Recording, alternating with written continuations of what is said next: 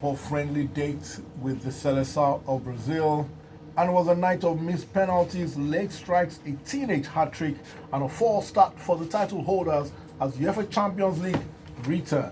My name is Deji Omotoyibo. Welcome to Sports Express, brought to you by MTN.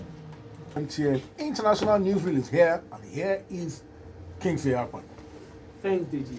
Our first story is from tennis, where three-time Grand Slam champion Angelique Kerber is into the Torrey Pan Pacific Open quarterfinals after edging past Nicole Gibbs on Tuesday. The former world number one claimed her first match win since Wimbledon with a 6-2, 6-4 victory over the American qualifier and will next play the winner between Madison Keys and Zarina Diaz. And still on tennis, British tennis star Johanna Konta has withdrawn from the China Open due to a knee injury. Organizers announced on Tuesday that the 28-year-old who reached the quarterfinals of the US Open will not play any tournament in Asia this autumn and will therefore miss out of qualification for the season-ending WTA Championships. And to boxing, super promoter Eddie Hearn has claimed that Tyson Fury rode his luck in avoiding defeat against Otto Wallin after suffering a nasty cut in the brutal bout last weekend. The 40-year-old boxing boss believes Fury was fortunate to avoid a stoppage loss as the referee ruled the cut had been caused by Wallin's punch and the injury could jeopardize his February rematch with Deontay Wilder. Fury battled to a point win over Wallin last weekend despite sustaining a gaping wound over his right eye in the third round at the T-Mobile Arena in Las Vegas. Thank you very much.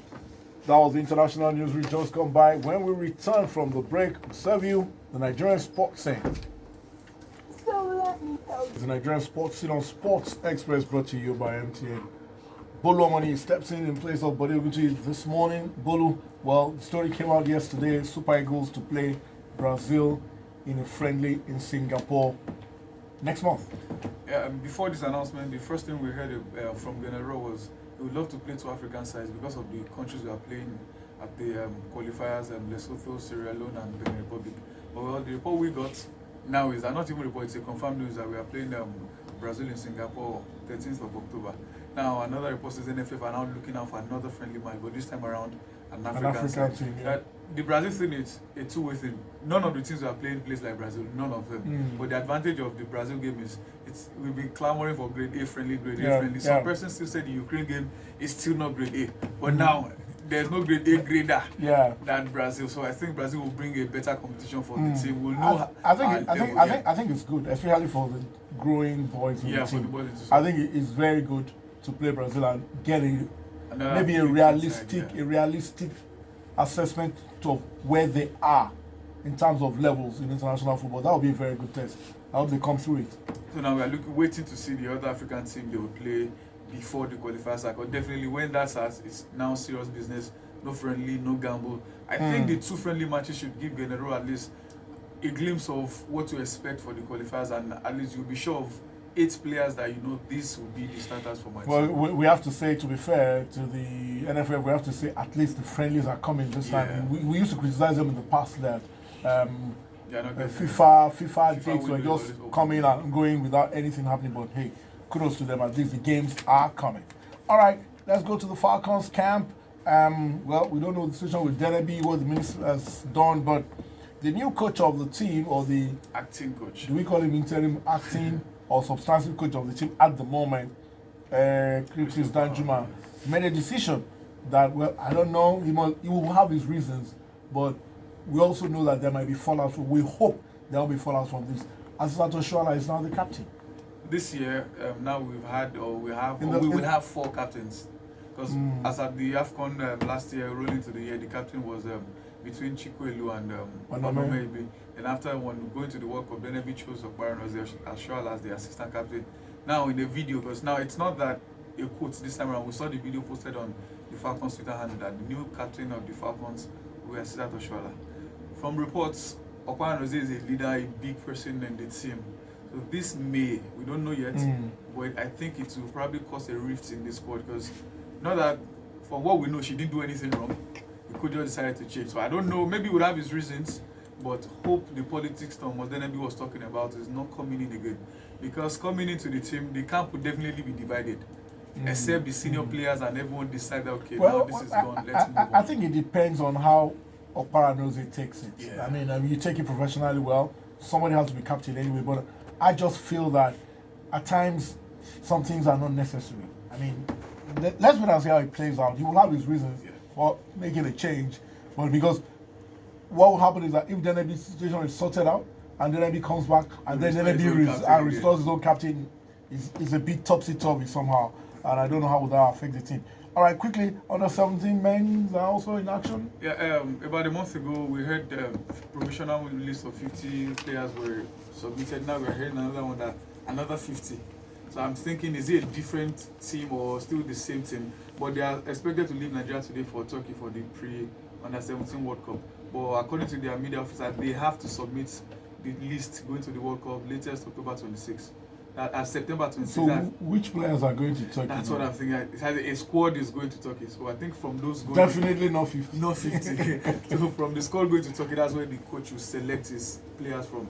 But they have to submit by 26th of September because exactly a month to the competition, you must submit to FIFA. But they have to find a way for the competition. The pre-tournament, we'll be playing Hungary, we'll be playing Ecuador, Senegal. But for the competition proper, we'll be playing Hungary, Ecuador, and Australia. So they should do well against the Turkey, Senegal, and Guatemala. I think they'll play well. And before I go, the Chan Eagles, or some call them Super Eagles B, but still the Chan Eagles, they will be replaced by the under 23 to prep them ahead of the under 23 tournament. They are traveling to Lomé by Friday. They'll play Togo on Sunday for the qualifiers for the Chan 2020. I think, it's a good one for the under 23 to play that qualifiers to prep them more for the under 23 AFCON. All right, Bolu, thank you very much. Standing captain of the Nigerian national team of Sports Extra this morning. We'll return with the World Soccer Report in a minute. The start to the UEFA Champions League is the World Soccer Report. Get me at this one here. So many people are not happy about one goalless draw that happened last night.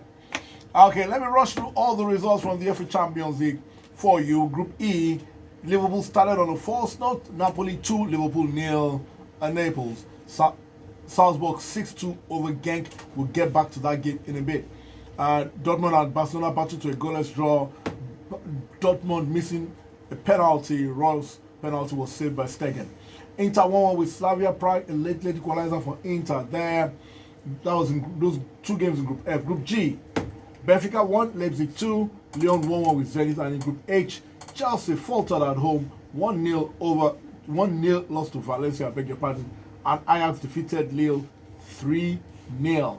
Don't forget, you can join us on Sport Vision NG on YouTube as our YouTube channel to watch the games. And thank you for all those that have subscribed and for all the nice comments we're getting. Yemi, let's start with Napoli-Liverpool. What happened? Liverpool didn't look, for long stretches of the game, Liverpool didn't look like they would lose that game. But you see, that's what always happens in big games like this, fine margins. They've gone forward and missed a chance before they now considered an inconsequential penalty, which shouldn't have been a penalty, but hey, you ask about this VAR protocol. I don't like the fact that anytime we have to analyze games or review games, we always have to mention VAR. But that's the most popular footballer in the world right now, VAR. What game? There was a game yesterday, I think it was a Dortmund game. At a point, they were chanting VAR, VAR. It's unfortunate, but at the same time, you have to love Napoli and the way they play. A typical straightforward 4-4-2 that at times switches to a back three. It was very good, it was very compact. They had their chances and they took it. Interesting to see Loriente, put the finishing touches and Van Dijk making it. Point to note, the other game in that group, Salzburg 6, Genk 2, it was 5-1 at halftime. Erling Braut Haaland scored a hat-trick. He has scored 17 goals in 9 games this season with 4 hat-tricks. And in case you missed it, it was a young man that scored 9 goals for Norway at the FIFA Under-20 World Cup. 9 goals in 1 game. And that earned him the Golden Boot. And he's also the son of Alf-Inge Hangeland, former Leeds United player. Interesting stuff. Yeah, me quickly. If you're old, though. Yeah, me Dortmund Barcelona. I think both teams had the handbrakes on. Okay.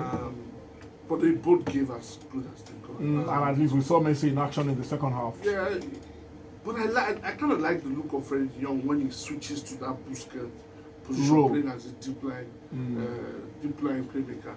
Good ball distribution, playing in between the lines. But Dortmund will rule the chances they missed in this game. Penalty. The penalty should have been retaken because Again, Mr. VAR. Chances for Paco Alcácer, chances for Jadon Sancho. They had enough chances to at least get a 1-0 or 2-0 victory. I nearly forgot we still need to talk about today's game. So quickly, Chelsea-Valencia. Experience. Valencia stuck in there, stood there, stayed in as much as they got, and once they got one chance, They took it. And of course, Chelsea missed the penalty later. Another 8 games coming your way today. Group A, PSG play Real Madrid, Club Brugge host Galatasaray. In Group B is Bayern against Red Star Belgrade, and Olympiacos play Tottenham. Group C is Shakhtar Donetsk against Manchester City, Dinamo Zagreb against Atalanta, and in Group D is Atletico Juventus and Leverkusen play Lokomotiv Moscow. We're going to talk about 2 games alone, starting with Atletico Juventus, a war of attrition, if ever there was one. Both teams faltered at the weekend. Juve drew away to Fiorentina. Atletico Madrid lost their first game of the season away to Real Sociedad. 2 teams that are very solid defensively. Forget whatever happens with Atletico and their player turnover. It's still the same manager, same structure. Juve are a worry for me defensively because the pairing of De Ligt and Bonucci still look like strange bedfellows, but they have Cristiano Ronaldo, who has a very good record against Atletico from his days at Real Madrid. It looks like a game that's going to be very tight, but something I remember it was Juve that knocked Atletico out last season, overturned the 2-0 first leg deficit. So and they scored a hat-trick. Yeah, in that deciding game. So it looks like it will be a very, very close game, but something tells me Atletico might just be able to make it. PSG, Real Madrid, PSG, all kinds of injuries going forward, especially. And suspensions. Neymar can't play as well. Neymar won't play, but his suspension has been reduced to 2 games, but he will miss this one. Cavani is injured, Mbappe is injured.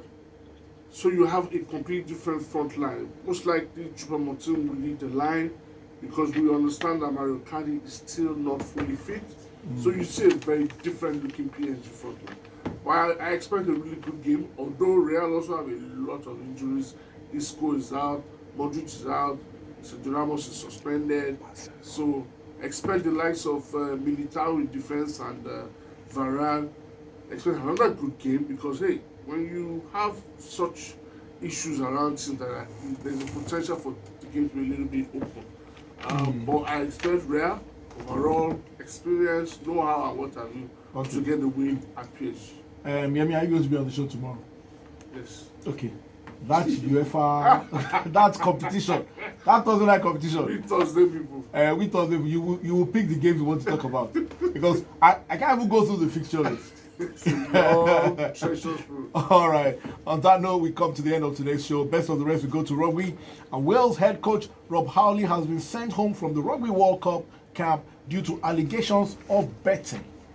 The 48-year-old allegedly placed bets on rugby union matches and has been suspended from all matters relating to rugby just 6 days before Wales' opening match against Georgia at the World Cup. Unfortunate story.